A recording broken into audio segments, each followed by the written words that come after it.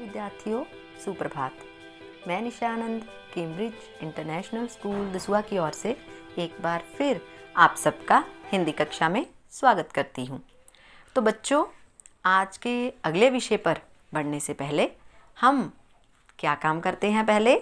जी हाँ, जो हमने पिछले कक्षा में जो कार्य किया होता है, पहले झटपट से उसकी दोहराई करते हैं। तो अपनी पिछली कक्षा में हमने क्या किया था?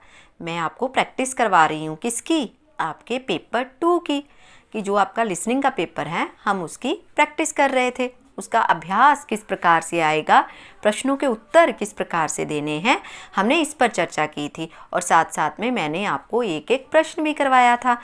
तो लिसनिंग का जो पेपर है 2, उसके हमने 3 प्रश्न कर लिए थे और प्रश्नों के साथ साथ मैंने उसकी आंसर की भी आपको बताई थी। तो अभी अपनी पिछली कक्षा में हमने प्रश्न 3 किया था और उसके आंसर की आज पहले मैं आपको वो बताऊंगी कि उसके उत्तर क्या थे और वो प्रश्न थे कौन से, सही और गलत। आपको एक प्रश्न जो आपको प्रश्न दिए गए थे वो सही गलत पर आधारित थे कि वाक्य जो थे वो सही भी हो सकते थे और गलत भी।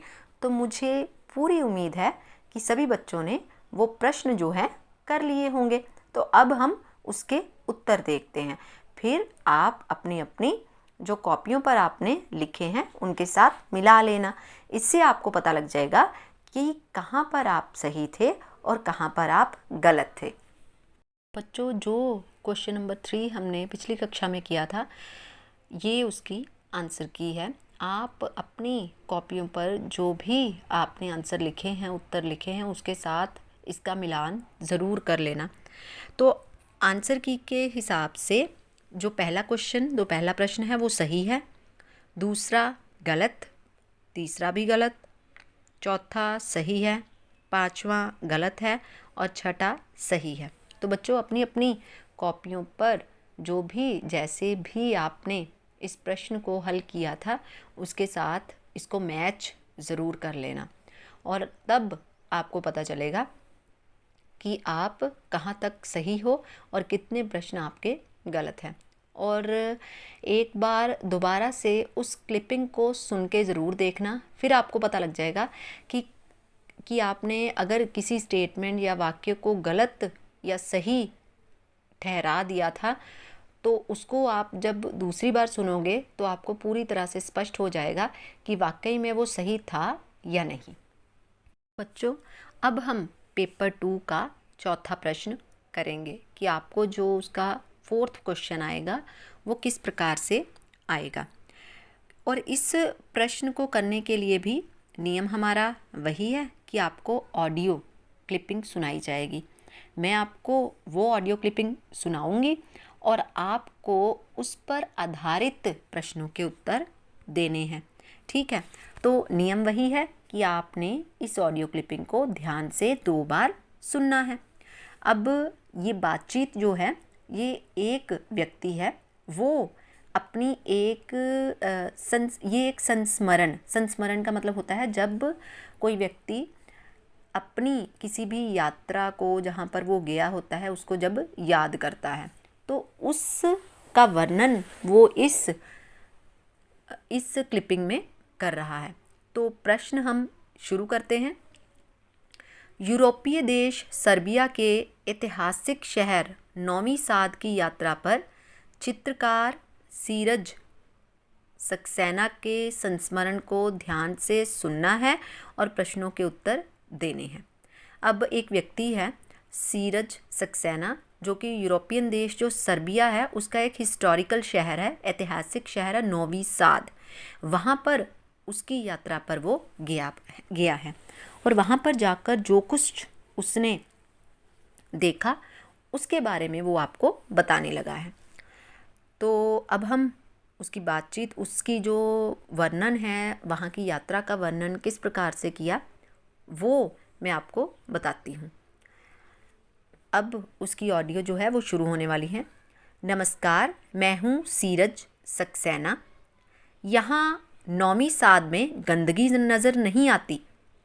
सड़क पर कार और अन्य वाहन भी लोग बड़े सलीके से खड़ा करते हैं। किसी और को कोई भी शिकायत और परेशानी ना हो, इसका ख्याल रखा जाता है। अपना कूड़ा कचरा लोग नगर निगम के बड़े कूड़ेदान में ही फेंकते हैं। फुटपाथ और साइकिल पथ भी साफ और भारत में पाए जाने वाले तरह तरह के अतिक्रमण से दूर हैं। पैदल चलना और साइकिल चलाना यहाँ के लोगों को पसंद है। कभी वाहनों का शोर नहीं सुना, हॉर्न भी 1 या 2 बार ही कहीं किसी वाहन का बजा। हमारे यहाँ तो वाहन आवाज़ के साथ ही चालू होता है। कभी आरती बज उठती है तो कभी गीत की धुन। मुख्य चौक एक खुले मंच की तरह है। एक और गिरिजाघर की तिकोनी ऊंची मीनारें हैं तो दूसरी ओर दुकानें। यहाँ दिन भर चहल पहल रहती है। कुछ देर बैठकर वहाँ घट रहे हर दृश्य को करीब से देखा। कभी साइकिल पर गुजरती कुछ स्त्रियाँ, गुब्बारे हाथ में लिए कुछ बच्चे, विदेशों से आए पर्यटक अपने गाइड को गंभीरता से सुनते हुए अपनी अपनी मंजिल की ओर जाते छात्र छात्राओं की टोली हंसी ठिठोली करती ओझल हुई। यहाँ की महिलाओं में बराबरी का आत्मविश्वास है। अपने स्त्रीत्व को लेकर उनका नज़रिया हिंदुस्तानी महिलाओं से भिन्न है।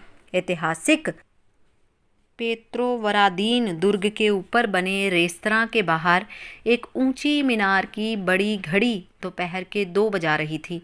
कुछ लोग इसके पास जाकर तस्वीरें खिंचवा रहे थे।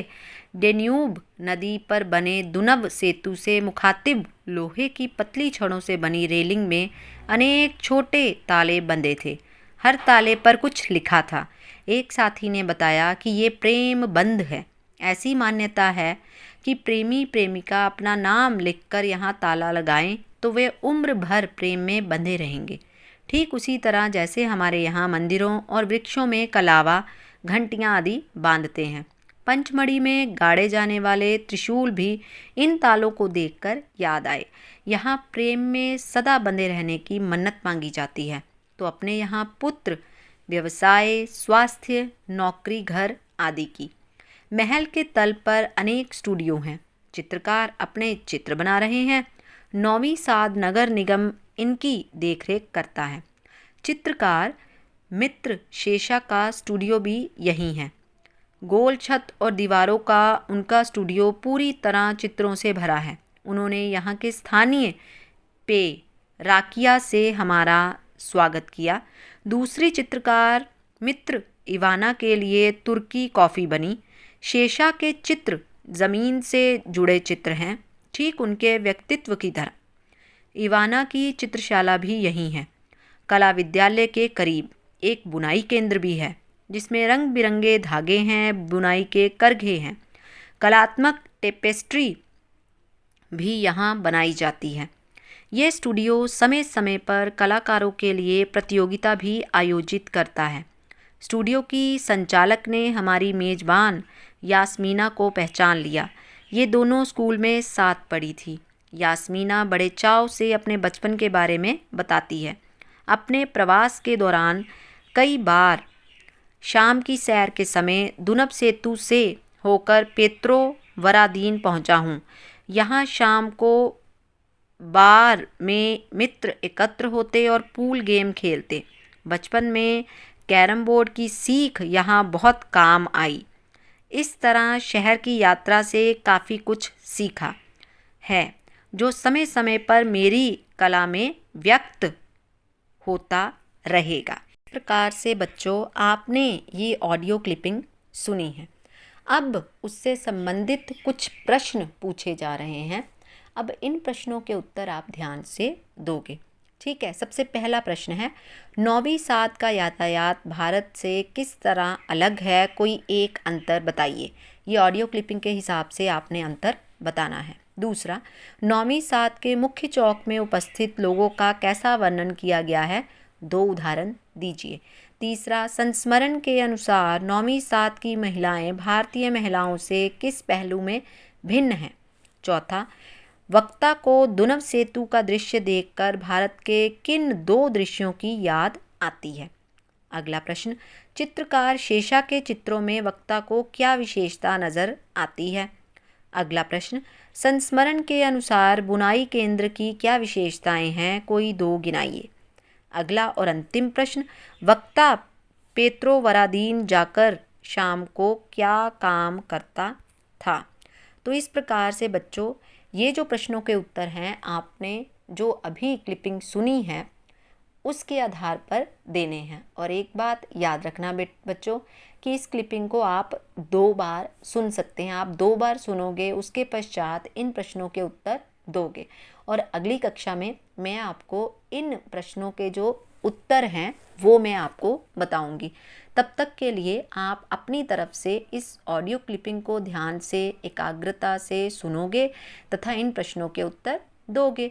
और जब मैं आपको आंसर की दे दूंगी तब उन उत्तरों के साथ आप अपने उत्तर मिला लेना। तब आपको पता लग जाएगा कि आपके कौन से प्रश्नों के उत्तर ठीक है या गलत हैं। बच्चों इस प्रकार से आपका जो पेपर 2 है लिसनिंग का उसमें 4 प्रश्न आएंगे और ये 4 प्रश्न किस प्रकार के होंगे मैंने आपको वो अभ्यास करवाया है और मुझे पूरी उम्मीद है कि आपको अपने पेपर का, आपके एग्ज़ाम का जो पैटर्न है वो बिल्कुल समझ में आ गया होगा। पहली बार थोड़ा सा कठिन हमें लगता है, उसका कारण ये है कि जब हम किसी भी क्लिपिंग को ध्यान से नहीं सुनते हैं तो हम प्रश्नों के उत्तर नहीं दे पाएंगे। तो इसलिए मैं बार बार आपको यही कहूँगी कि आपने उस ऑडियो क्लिपिंग को बहुत ध्यान से, एकाग्रता से अर्थात कंसंट्रेशन के साथ सुनना है, क्योंकि जितने ध्यान से आप सुनोगे उतने ध्यान से ही आप प्रश्नों के सही उत्तर दे पाओगे। तो अब हम आज के विषय की समाप्ति करते हैं और एक नई कक्षा में फिर से हम मिलेंगे। तब तक के लिए घरों में रहें, स्वस्थ रहें, सुरक्षित रहें। धन्यवाद।